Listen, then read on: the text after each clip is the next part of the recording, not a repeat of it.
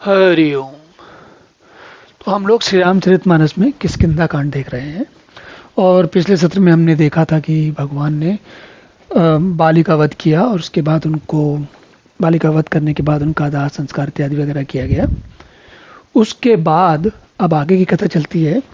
तो तुलसीदास जी लिखते हैं, गोस्वामी जी लिखते हैं, राम कहा अनुजय समझाई, राजदेव सुग्रीव वहीं जाई, रघुपति चरण नाय करि माथा, चले सकल प्रेरित रघुनाथा।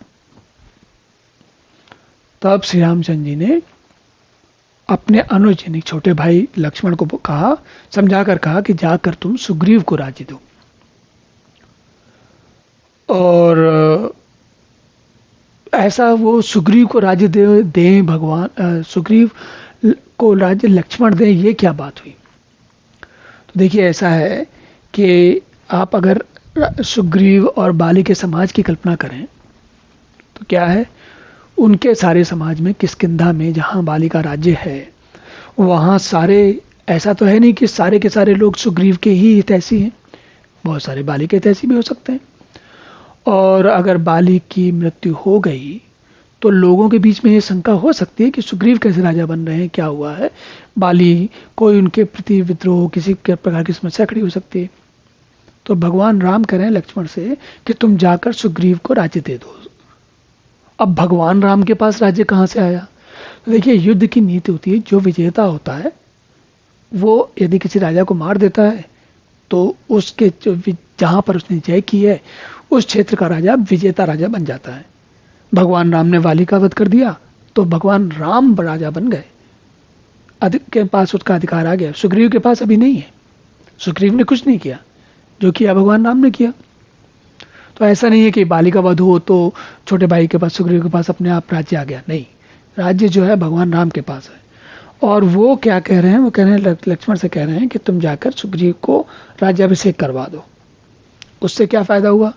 उससे दो फायदे हैं। एक तो ये कि सुग्रीव के का जो राजा होना है वो सिद्ध हो जाता है, भाई विजेता राम है और राम कह रहे हैं कि सुग्रीव राजा है तो सबको मानना पड़ेगा उस समय के नियम के अनुसार। और इसके अतिरिक्त उनका राज्याभिषेक करेंगे तो सारे जो भी उनका जितना भी राज्य है उसमें सबको सब कुछ पता चल जाएगा कि भाई अब राजा कौन है और क्यों है। तो जो किसी प्रकार का संघर्ष विरोध खड़ा हो सकता है वो सब नहीं रह जाएगा। तो भगवान ने लक्ष्मण को भेज करके ये काम इसलिए कहा जिससे कि कोई इस प्रकार की समस्या न रह जाए। अब लक्ष्मण तुरंत बुलाए पुरजन विप्र समाज, राज दीन सुग्रीव कहें अंगद कहें जुबराज। तो लक्ष्मण ने, भगवान राम की आज्ञा थी, सिरदार की, तुरंत पहुंचे। जो भी उनके उस समय के किष्किंधा राज्य के जो प्रभावशाली लोग होंगे, जो काम बड़े लोग होंगे, या जो भी जिस प्रकार के सारे लोग होंगे, उनको सबको बुला करके लक्ष्मण ने सब बताया कि भाई क्या करने वाले हैं, और सुग्रीव को राजा बनाया और अंगद को युवराज बनाया। देखिए, अंगद कौन है? अंगद वाली का पुत्र है, तो वाली तो हार गया, तो क्या अंगद को राजा क्यों बनाया? अंगद को युवराज क्यों बनाया? अंगद को युवराज भगवान ने इसलिए बनाया ताकि किसी के दिमाग में, किसी के मन में ये दुविधा न रहे कि भाई किस भगवान को कोई वाली से वैर है। भगवान को वाली से कोई वैर नहीं है। भगवान को जो अधर्म कर रहे थे उन्होंने उनका खत्म कर दिया, अंगद के साथ कोई ऐसी समस्या है नहीं। और सुग्रीव को भी राजा बनते हुए कहीं ना कहीं बाली के जो पुराने लोग हैं उनसे समर्थन चाहिए। तो समर्थन कैसे मिलेगा? अगर अंगद उनके साथ हैं तो समर्थन स्वाभाविक मिल जाएगा। तो लक्ष्मण जी ने भगवान राम के कहने के अनुसार सुग्रीव को राज्य और अंगद को युवराज पद दे दिया। अब आगे कहते हैं, उमा राम समहित जगमाही, गुरपित मात बंधु प्रभु नाही, सुर नर मुनि सब कह यह रीति, स्वार्थ लाग करे सब प्रीति। अब भगवान शंकर जी कह रहे हैं, देखो सब लोगों की, सारे के सारे लोग जो है, गुरु, माँ, पिता, मातु, बंधु, ये सब कौन है?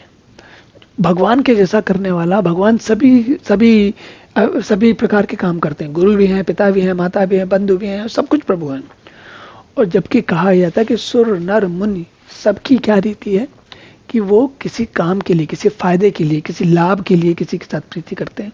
स्वार्थ लाग करें सब प्रीति, कहते हैं सब लोग किसी न किसी स्वार्थ से प्रीति करते हैं। लेकिन भगवान का है, भगवान का उनको कोई ऐसी समस्या नहीं, वो सबसे प्रेम वैसे ही करते हैं जैसे कि करना चाहिए, उसके लिए कोई स्वार्थ की आवश्यकता नहीं है, भगवान के मन में कोई स्वार्थ नहीं है।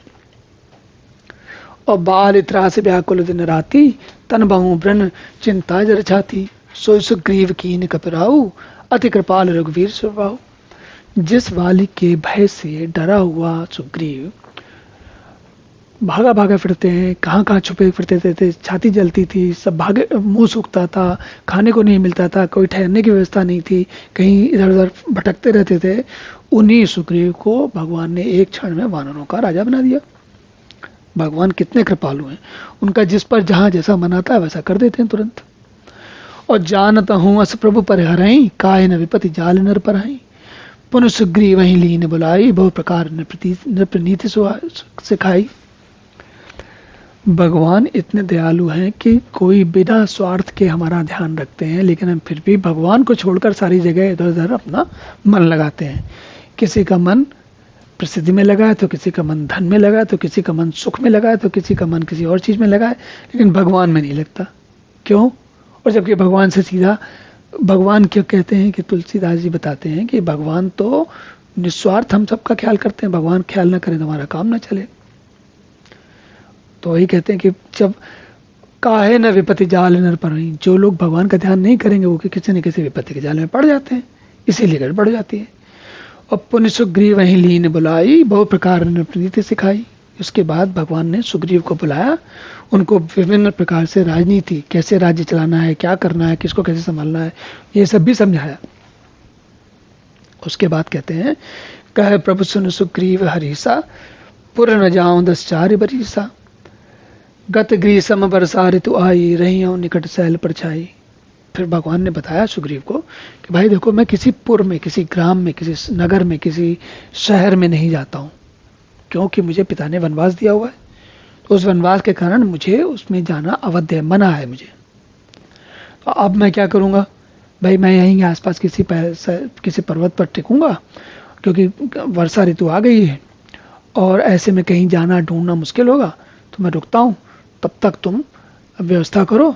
और आगे हम, मतलब भगवान का भी क्या है कि भाई सुग्रीव ने उनसे प्रण किया है, कहा है कि वो सीता जी की खोज में सहायता करेंगे।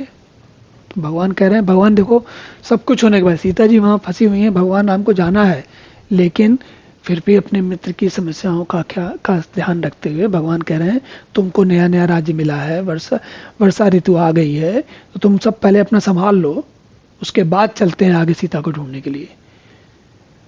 तो राजा ऐसा होता है जो अच्छा होता है तो सबका ख्याल करता है।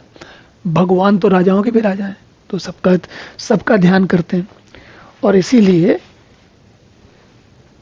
अब आपको कुछ लोग ऐसा सोच सकते हैं कि भाई सीता जी का ध्यान नहीं कर रहे हैं और सुग्रीव का ध्यान कर रहे हैं, ये क्या बात हुई, सीता जी क्या? तो हमको तो याद रखना चाहिए कि सीता जी पहले ही, सीता जी कहाँ गई हैं? अग्नि में गई हैं। रावण के पास जो है वो तो प्रतिरूप है। चलिए अब यहीं विश्राम करते हैं, अगले सत्र में पुनः मिलेंगे, तब तक के लिए हरि ओम।